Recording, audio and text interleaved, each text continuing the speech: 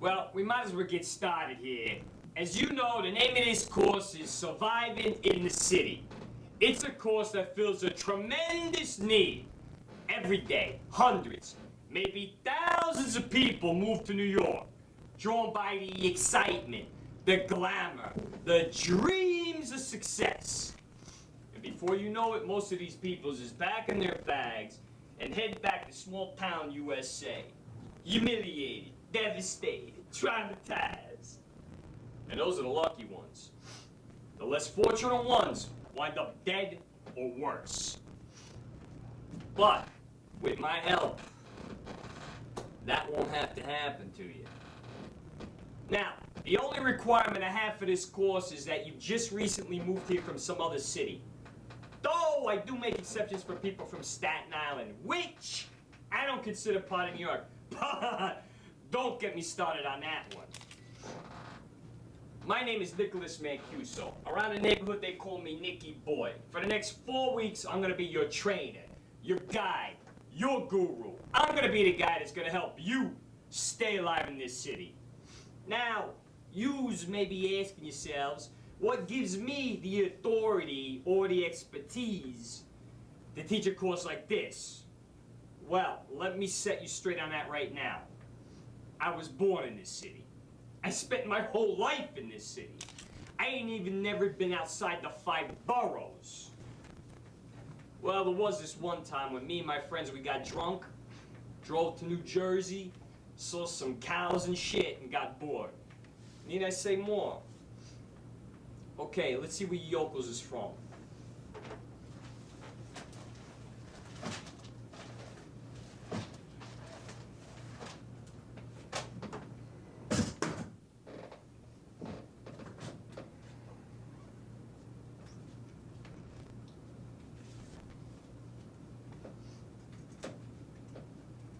From Alabama, we got Mary Jo Beth Cracker. Crocker. What's that, Crocker? Sorry, I assumed it was Cracker. From Montana, we got Elmer Turn. Is that your real name, Elmer? What was your mother doing when she had you? Sniffing glue.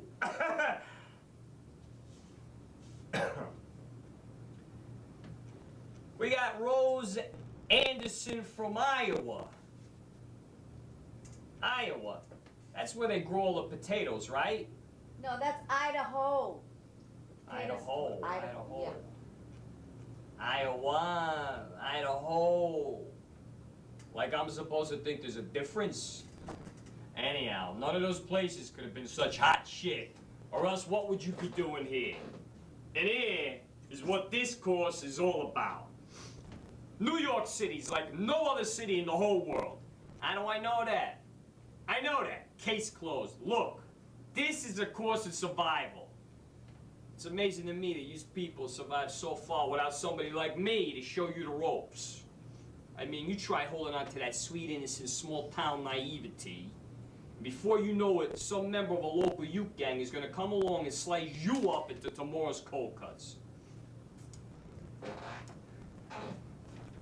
Look at yous, sitting there with those big smiles on your faces, acting like this is some sort of fucking church social. Rule number 1 in New York: never, I repeat, never smile in public, unless you're in a movie theater and it's dark, and there's a Woody Allen movie playing. You try smiling in one of those porno flicks, and the next thing you know, some pervert's gonna start exploring your groinal area. These people, you make me laugh the way you walk down the street with those hayseed grins on your faces and mind the tall buildings like yous peoples is prone to do. You might as well be wearing a sign across your chest that says, "Hello, I'm a bimbo. Rip me off, molest me, splatter my brains all over the gutter." Your best strategy is to maintain a passive expression like this.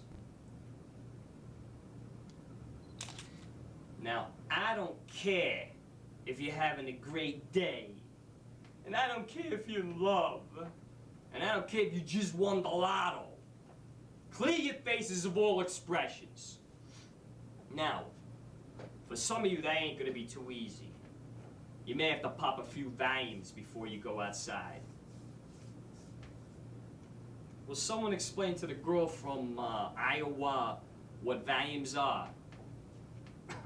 They're like Pez, only better. Your passive expression is going to say, leave me alone, don't bother me, I don't want to get involved. It's going to be your way of blocking out all this misery and this poverty that surrounds you in this otherwise wonderful city of ours. Eventually, you'll get to the point where you'll be walking down the street, and in your path there's going to be some derelict, some bum, lying there, moaning, bleeding, and just walk right over him without missing a step. I mean, it's beautiful. It's like poetry in motion. Another place where your passive expression is going to come in handy is when you're on the subway. Now, I know most of you is going broke taking taxis because you're scared shit of getting in the subway, right? And it is true that there is enough lowlife and vermin in the subway to scare Charles Bronson. But if you want to be a New Yorker, you gotta ride the subway. Let's try an experiment. It's what I like to call learning by doing. I want you to turn around and face the person next to you. Pretend you're on the subway. Now, I don't want you to look at this person. Look up. Make believe you're checking out the ads for Preparation H, Roach Motel. Look down. Check for bloodstains. Now, here's the odd part. I want you to look at the person standing next to you without them catching you looking at them. Got it? Okay, that's good. Very good. Now, that was fucking subtle. Did you see what she did? That ain't gonna fool nobody. Only the eyes are supposed to move. Watch me. You see, the game in New York is being able to check people out without them knowing you're checking them out. That way, you can see if they're dangerous or if they're about to expose their genitals. Don't you know why they're telling you to step lively? They know that 3 steps behind you, some wacko with a chainsaw. Woo, woo, woo!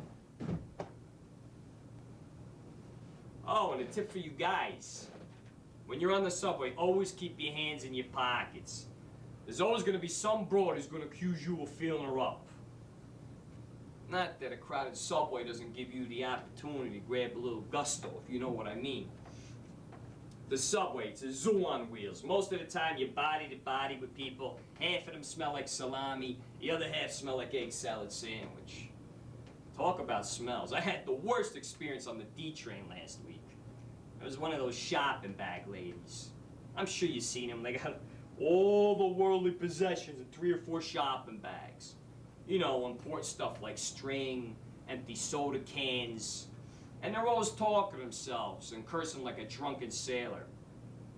You know, I read somewhere that most of these shopping bag ladies used to work on the main floor of Bloomingdale's. Pressure got to them, made them snot. Pooh! Blew out their pilot lights. Anyway, one of these ladies gets on my train, and immediately people start to give her room. I mean, the stink. I swear this lady spent the last 6 weeks rubbing dead animals all over her body. She starts right in with the 4-letter words. She's spitting out combinations that would embarrass a longshoreman. She's ranting and raving about the Jews, the blacks, Reagan, why they canceled Gilligan's Island. Then she starts picking on this little old guy who's reading his newspaper. Seems that he reminds her of her ex-husband that ran out on her in 1962. She starts screaming at him. Then she starts hitting him with the shopping bags. I mean, she's beating the crap out of this old guy. And he's still pretending he's reading his paper. And nobody else on the train is lifting a finger to help him out. They all had on their passive expressions and trying hard to look invisible.